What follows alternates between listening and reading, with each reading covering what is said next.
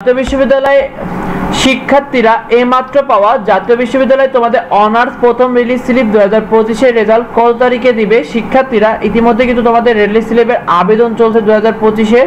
শিক্ষার্থীরা তোমরা আগে দেখে নাও তোমাদের রেজাল্টটা কিভাবে দেখবে, তো রিলিজ স্লিপের রেজাল্টগুলো কিভাবে দেখা যাবে। প্রথমটি হলো তোমার আগের মতো তুমি যেভাবে মোবাইলে এসএমএস দিয়েছিলে ঠিক সেভাবে তুমি এসএমএস এর মাধ্যমে তুমি তোমার রেজাল্টটা দেখতে পারবে। আরেকটি উপায় শিক্ষার্থীরা তুমি কিন্তু অনলাইনে তোমার রেজাল্টটা দেখতে পারবে।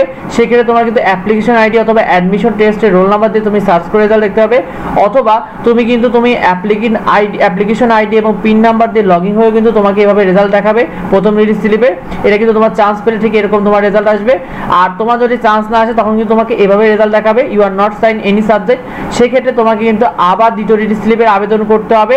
শিক্ষার্থীরা তোমাদের রেজাল্ট কত তারিখে প্রকাশ হবে দেখো, তোমাদের প্রথম রিলিজ স্লিপের আবেদনের প্রক্রিয়া কিন্তু শেষ হবে আগামী 9 সেপ্টেম্বর এবং তোমাদের প্রথম রিলিজ স্লিপের রেজাল্ট প্রকাশ হতে যাচ্ছে 13 থেকে 16 সেপ্টেম্বরের মধ্যে। ইনশাআল্লাহ তোমাদের সেপ্টেম্বরের মাঝামাঝি সপ্তাহের মধ্যে তোমরা রেজাল্ট পেয়ে যাবে।